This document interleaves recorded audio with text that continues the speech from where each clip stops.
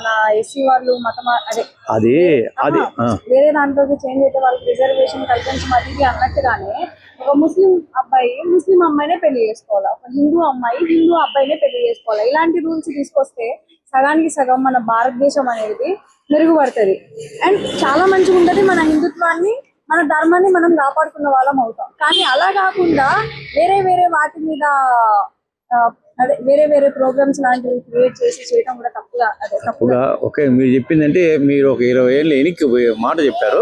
ఇప్పుడు అరచేతిలో ప్రపంచం ఉందండి. ఇప్పుడు ఏ కులమో ఆ కులమే పెళ్లి చేసుకుంటే ఇవి ఉండవు. బయటకు వచ్చి అట్రాక్షన్ ఆకర్షణ ఎక్కువ అయిపోయింది. ఒక డ్రెస్ కావచ్చు, ఒక మనం చేసే పనులు ఏదో ఒక వస్తువు మీద ఆకర్షణ అయిపోయింది అబ్బాయిలకు అమ్మాయిలకు. దీంట్లో పడిపోతుంది. దీంట్లో ఆకర్షణ పడినప్పుడు కులాలు మతాలు పడి మీరు చెప్పేది అంటే మన ఇంట్లో మనము మన ఊర్లో మనం ఉన్నప్పుడు అవి ఇది కాలం మారిపోయింది. అండ్ మోర్ ఓవర్ ఇంకోటి ఏంటంటే పిల్లలు తప్పుదో పడుతున్నారు.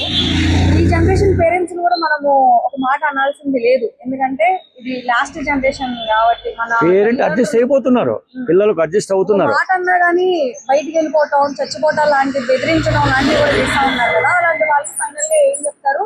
అండ్ మోర్ ఓవర్ ఈ లవ్ జిహాద్ లాంటి ట్రాప్ లో పడకుండా ఉండాలంటే అబ్బాయిలైనా సరే అమ్మాయిలైనా సరే అలాంటి జాగ్రత్తలు పాటించాలి. పేరెంట్స్ ఫస్ట్ చెప్పాలండి, వాళ్ళు వింటారా లేదా తర్వాత చెప్పాలా. ఇంకా ఎక్కువ అయినప్పుడు ప్రభుత్వాలు చట్టాలు అమలు చేయాలి. ఒక ఇద్దరికి పడింది అనుకో, మూడో వ్యక్తి కొంచెం అంతే కదా. తల్లిదండ్రులు ఇప్పుడు ఉందండి, నువ్వేం మా బిడ్డ అనుకుందాం, నువ్వు ఒక అబ్బాయితో తిరుగుతానంటే తిరగడం వేరు, తప్పు చేయడం వేరు.